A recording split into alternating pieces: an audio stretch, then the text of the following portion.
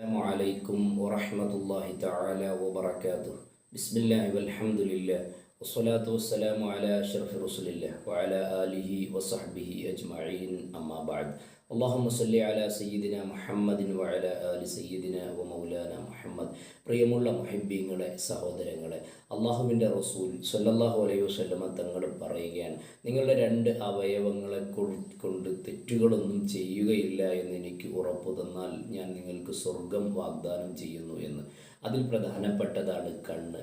കണ്ണുകൊണ്ട് തിന്മകൾ കാണാതിരിക്കുക, കണ്ണുകൊണ്ട് അരുതായ്മകൾ കാണാതിരിക്കുക, നോക്കാതിരിക്കുക എന്നുള്ളത് വളരെയേറെ ശ്രദ്ധിക്കേണ്ട ഒരു കാര്യമാണ്.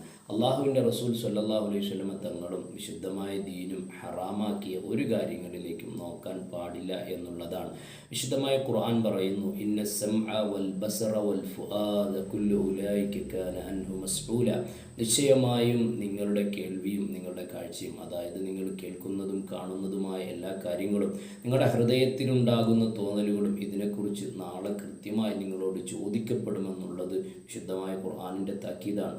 അല്ലാഹു സുബ്ഹാനഹു വ തആല അത്തരം താക്കീതുകൾ അനുസരിച്ച് ജീവിക്കാൻ നമുക്ക് തൗഫീഖ് നൽകി അനുഗ്രഹിക്കുമാറാകട്ടെ. ആമീൻ ബിറഹ്മതിക യാ അർഹമർ റഹീമീൻ. അൽഹംദുലില്ലാഹി റബ്ബിൽ ആലമീൻ. അസ്സലാമു അലൈക്കും വറഹ്മത്തുള്ളാഹി.